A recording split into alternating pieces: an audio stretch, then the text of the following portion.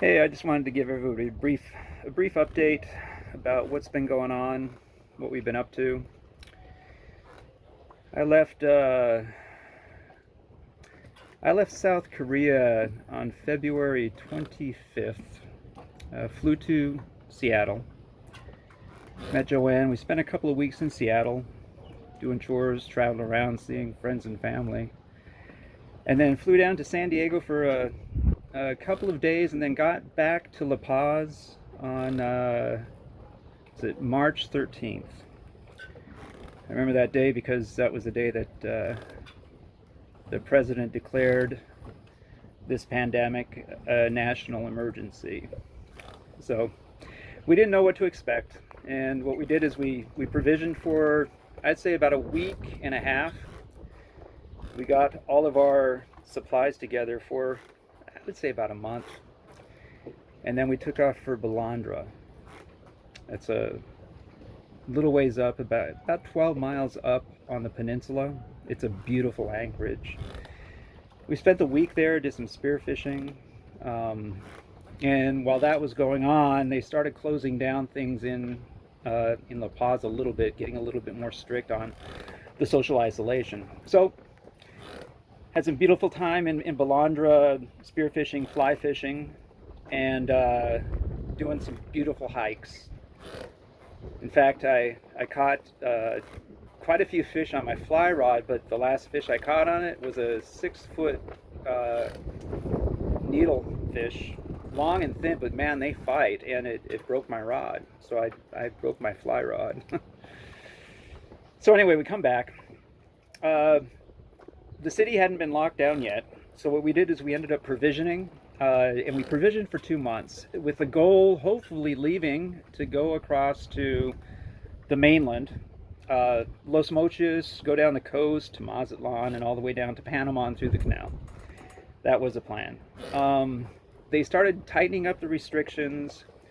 We provisioned for about 2 months, and we got out of La Paz, and went to Balandra again because the islands were closed. We couldn't get to Espiritu Santos, and in fact, those islands were closed the first time we went out to Balandra.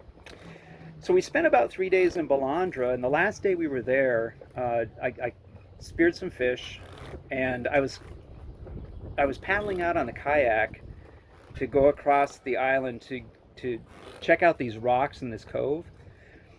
And as I was paddling out, the Mexican Navy put on their lights and their sirens and came chasing after me because the 2 days before they said it was no problem.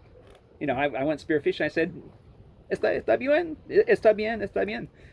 No problema, no problema. It's like, all right, you just couldn't step on the land.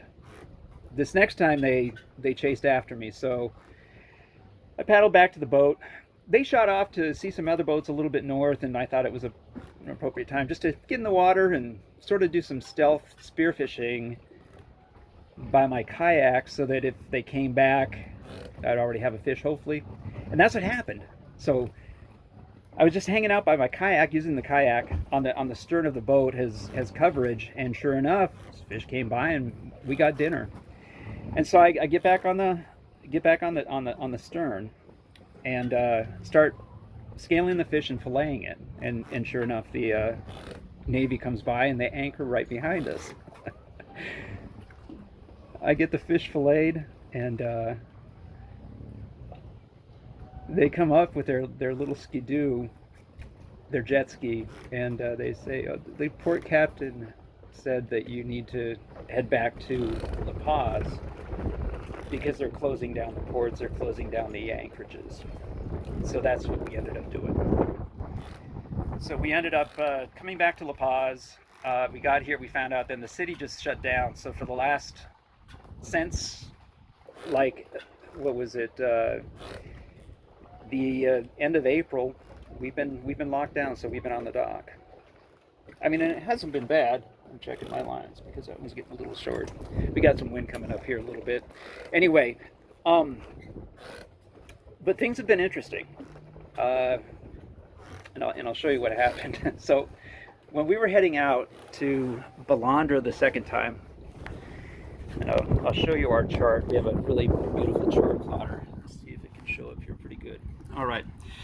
So there's a chart. That's where we are right here. So we come out. I go out the anchorage, and I'm heading down. And you see all the buoys right in the line, right? So I'm pretty good with this, and we have some good charts. And I've done this about 20 times in and out. So it's like, all right, good.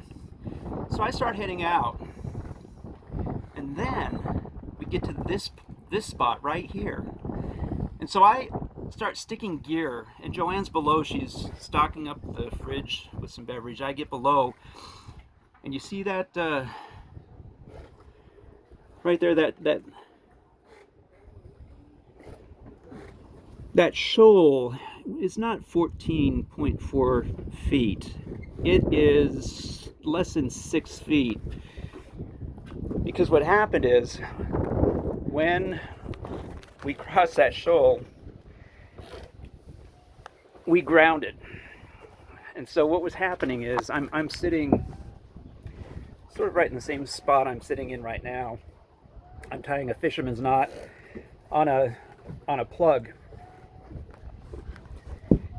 Easy knot, ties it fast, and all of a sudden, bam! And I'm thinking, oh fuck, we hit ground.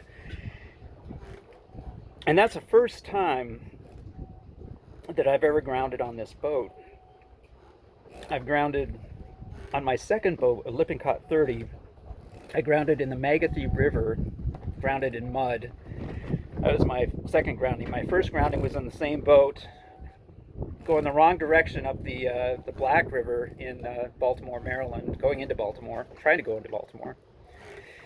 Young and stupid, and now I'm old and stupid. C'est la vie.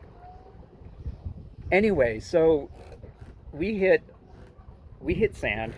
I know it was sand. It's all sand around here. Bam! And down below, I heard JoAnne just like, ah! Yelling. I was like, oh man. So I put the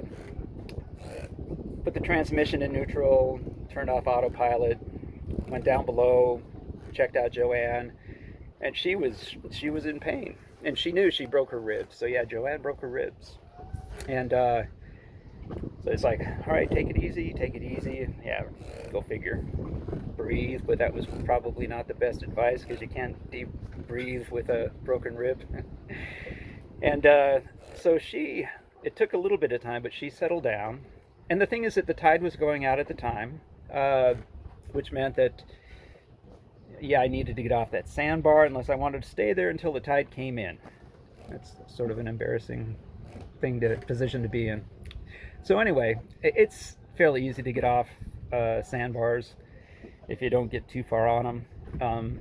And the tide is not as ripping as it... Well, it was ripping pretty good, but it was at the low end of the low tide. So I backed off, got her back in the channel, started heading down it, put her on autopilot, went down below and asked JoAnne, hey, do you want to go back to the dock? I mean, I'm good either way. It really depended on her, and she's a trooper. She said, carry on.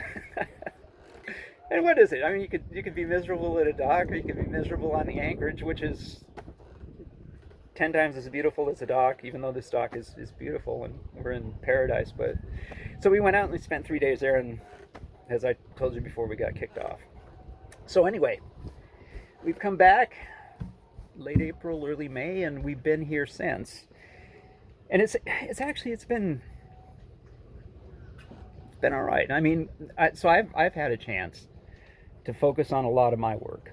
I've been, in fact, I'm almost done with my second book. I'm on chapter 23